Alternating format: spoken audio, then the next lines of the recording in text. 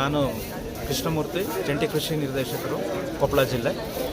So ಇವತ್ತು ಗವಿಸಿದ್ದೇಶ್ವರ ಮಠದ ಜಾತ್ರೆ ಅಂಗವಾಗಿ ಕೃಷಿ ಮತ್ತು ಜಾತ್ರೆ ವಸ್ತು ಪ್ರದರ್ಶನ ಮತ್ತು ನಮ್ಮ ಇಲಾಖೆಯ ಏನೇನು ಯೋಜನೆಗಳಿದೆ ಇದರ ಬಗ್ಗೆ ನಾವು ವಸ್ತು ಪ್ರದರ್ಶನದ ಮಳಿಗೆಗಳನ್ನು ಇವತ್ತು ಜಾತ್ರಾ ಮಹೋತ್ಸವದಲ್ಲಿ ವಿಶೇಷವಾಗಿ ಹಮ್ಮಿಕೊಂಡಿದ್ದೇವೆ.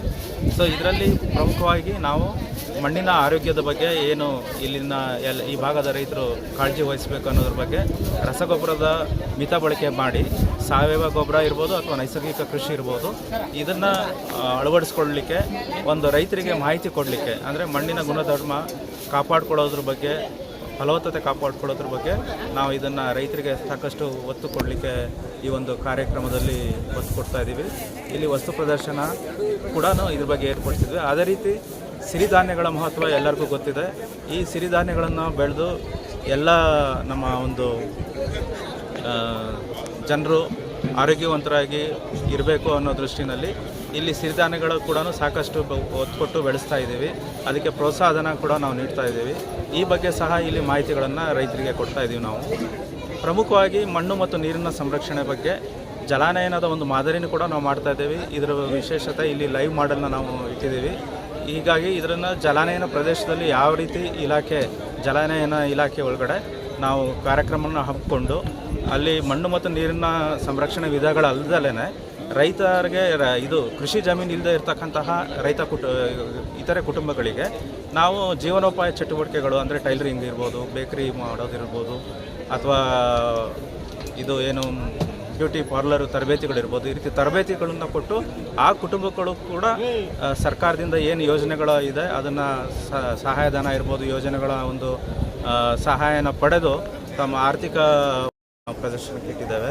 ಸೊ ಇದಲ್ಲದಲೇ ನಮ್ಮದು ಕೊಪ್ಪಳ ಜಿಲ್ಲೆ ರಾಜ್ಯದಲ್ಲಿ 6 ಪ್ರಮುಖ ಅಂದರೆ ಆಕಾಂಕ್ಷಿ ಜಿಲ್ಲೆಗಳು ಅಂತ ನಾವು ಹೇಳ್ತೀವಿ.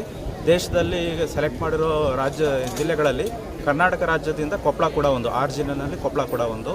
ಇದರಲ್ಲಿ ಏನು ಅಂತ ಹೇಳಿದರೆ ನಾವು ಕೃಷಿ ಮತ್ತು ಸಂಬಂಧಿತ ಎಲ್ಲ ಇಲಾಖೆಗಳು, ಕೇಂದ್ರ ಸರ್ಕಾರದ ವಲಯದ ಯೋಜನೆಗಳಿರ್ಬೋದು, ಅದರಲ್ಲಿ ಏನೇನು ಸಹಾಯಧನಗಳನ್ನ ರೈತರಿಗೆ ಕೊಡ್ತಾ ಇದ್ದೇವೆ. ಅದಕ್ಕೆ ಪೂರಕವಾಗಿ ಒಗ್ಗೂಡಿಸುವ ಮೂಲಕ ನಾವು ಏನು ರಾಜ್ಯ ಸರ್ಕಾರದ ಯೋಜನೆಗಳು, ಇದು ಉದಾಹರಣೆಗೆ ಕೃಷಿ ಭಾಗ್ಯ ಇರ್ಬೋದು, ರೈತ ಸಮೃದ್ಧಿ ಯೋಜನೆ ಇರ್ಬೋದು, ಇದೆಲ್ಲ ರೈತರಿಗೆ ಅನುಕೂಲ ಆಗೋಂಥ ಯೋಜನೆಗಳು. ಇದನ್ನು ಒಗ್ಗೂಡಿಸಿಬಿಟ್ಟು ಈ ಭಾಗದ ಜನರಿಗೆ ಕೇಂದ್ರ ಸರ್ಕಾರದಿಂದ ಅನುದಾನ ಹೆಚ್ಚಿಗೆ ಪಡೆದು ರಾಜ್ಯ ಸರ್ಕಾರದ ಅನುದಾನ ಅದಕ್ಕೆ ಸಮ್ಮಿಲನಗೊಳಿಸಿ ಒಂದು ಹೆಚ್ಚಿನ ರೈತರಿಗೆ ಮಾಡಿಕೊಡ್ಲಿಕ್ಕೆ ಅನುಕೂಲ ಆಗಂಗೆ ಈ ಸಲ ಒಂದು ಪ್ರಮುಖವಾಗಿ ನಾವು ಎಲ್ಲ ಇಲಾಖೆಗಳನ್ನು ನಾವು ಒಂದೇ ಗೂಡಿನಲ್ಲಿ ತಗೊಂಡು ಬಂದು ಪ್ರಧಾನಮಂತ್ರಿ ಧನಧಾನ್ಯ ಕೃಷಿ ಯೋಜನೆ ಅಡಿಯಲ್ಲಿ ವಸ್ತು ಪ್ರದರ್ಶನ ಮಾಡಿದ್ದೇವೆ. ಇದರಲ್ಲಿ ಬೇರೆ ಬೇರೆ ಇಲಾಖೆ, ಅಂದರೆ ತೋಟಗಾರಿಕೆ ಇರ್ಬೋದು, ಆನಂತರ ವೆಟರ್ನರಿ ಇಲಾಖೆ ಇರ್ಬೋದು, ಆನಂತರ ಮೀನುಗಾರಿಕೆ ಇಲಾಖೆ ಇರ್ಬೋದು, ಇದೆಲ್ಲ ಇಲಾಖೆಗಳನ್ನು ಅವ್ರದ್ದೇನು ಕಾರ್ಯಕ್ರಮಗಳಿದೆ ಅದನ್ನು ಎಲ್ಲ ರೈತರಿಗೆ ಮಂದಟ್ಟು ಮಾಡಿಕೊಡ್ತಾ ಇದ್ದೇವೆ.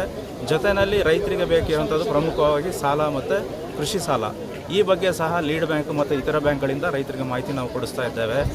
ಅದೇ ರೀತಿ ನಮ್ಮಲ್ಲಿ PMFME ಯೋಜನೆಯಲ್ಲಿ ರೈತರಿಗೆ ಈಗ ಏನು ಕೃಷಿನಲ್ಲಿ ಏನು ಉತ್ಪಾದನೆ ಮಾಡ್ತಾರೆ ಅದಕ್ಕಿಂತ ಹೆಚ್ಚಿನದಾಗಿ ಆ ಕೃಷಿ ಪದಾರ್ಥಗಳನ್ನು ಸಂಸ್ಕರಣೆ ಮಾಡಿ ಅದನ್ನು ವ್ಯಾಲ್ಯೂ ಅಡಿಷನ್ ಮಾಡಿ ಅದನ್ನು ರೈತರಿಗೆ ಅದನ್ನು ಮಾರಾಟ ಮಾಡಿದರೆ ಅವರ ಆರ್ಥಿಕ ಸ್ಥಿತಿ ಉತ್ತಮವಾಗುತ್ತೆ ಅನ್ನೋ ದೃಷ್ಟಿಯಲ್ಲಿ ನಾವು ಅದನ್ನು PMFME ಯೋಜನೆಯಡಿ ಈಗಾಗಲೇ 15 ಲಕ್ಷದಷ್ಟು ಸಹಾಯಧನ ಸರ್ಕಾರ ಕೊಡ್ತಾ ಇದೆ.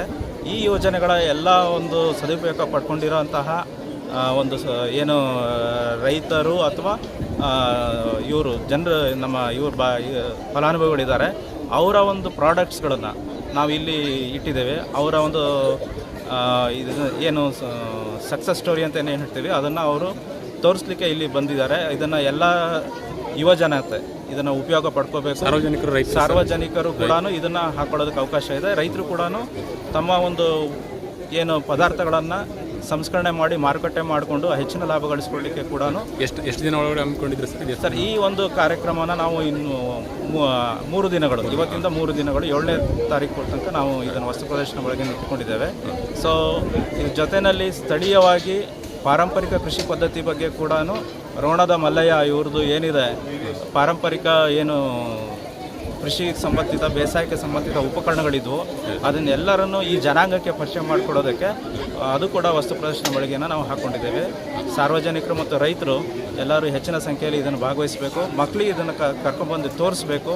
ಇದ್ರ ಬಗ್ಗೆ ಅವರಿಗೆ ಒಂದು ಸಾಕಷ್ಟು ಜ್ಞಾನಾರ್ಜನೆ ಕೊಡಬೇಕು ಅಂತ ಹೇಳಿ ಎಲ್ಲರೂ ಭೇಟಿ ಮಾಡಲಿಕ್ಕೆ ಕೋರ್ಪಡ್ತೇವೆ. ಓಕೆ. ಧನ್ಯವಾದ.